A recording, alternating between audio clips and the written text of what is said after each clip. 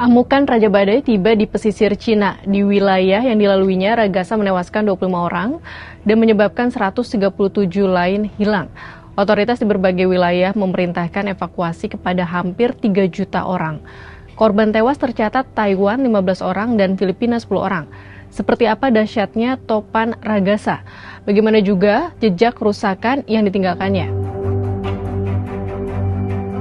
Usai menerjang Filipina pada Senin 22 September 2025, topan super Ragasa bergerak menerjang Taiwan, yaitu wilayah Taitung, Semenanjung Hengchun, dan Pingtun pada Selasa 23 September siang. Topan ini membawa hujan deras dan angin kencang serta kerusakan di mana-mana. Perdana Menteri Taiwan Cho Jang-tai memerintahkan evaluasi menyeluruh atas prosedur penanggulangan bencana.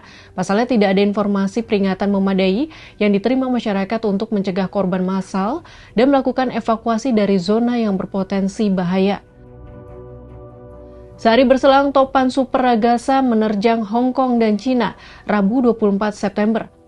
Observatorium Hong Kong menyatakan bahwa badai Ragasa dengan kecepatan angin maksimum yang bisa mencapai 195 km per jam bergerak sekitar 100 km di selatan pusat perekonomian negara tersebut.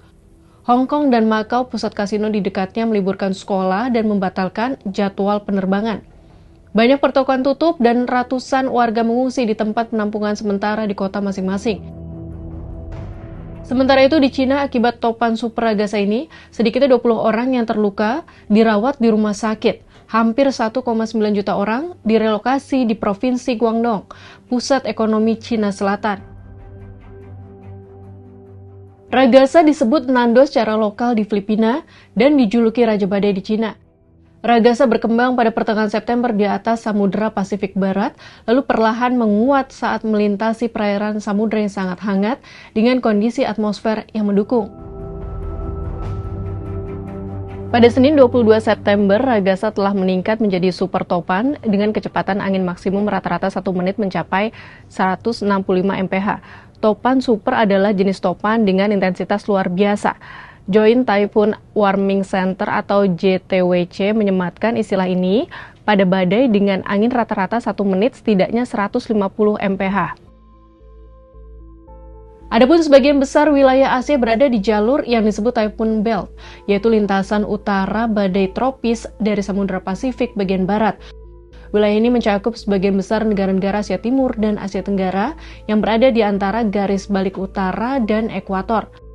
Lokasi umumnya mencakup wilayah Filipina, Taiwan, Jepang bagian selatan, Cina bagian tenggara, Vietnam, dan Laut Cina Selatan. Musim topan biasanya terjadi antara Mei hingga Oktober, dengan puncaknya antara Agustus dan September. Musim topan biasanya terjadi antara Mei hingga Oktober, dengan puncaknya antara Agustus dan September. Sahabat Kompas, hingga kini belum ada peringatan mengenai kemungkinan topan Ragasa akan memasuki wilayah Indonesia. Namun Badan Meteorologi, Klimatologi, dan Geofisika atau BMKG mengingatkan jika ada dampak tidak langsung yang diakibatkan topan Ragasa di Indonesia. Di antaranya adalah kondisi cuaca ekstrim di wilayah Indonesia, termasuk hujan dengan intensitas sedang hingga lebat hingga 29 September 2025. Ini bisa jadi peringatan untuk meningkatkan kewaspadaan kita.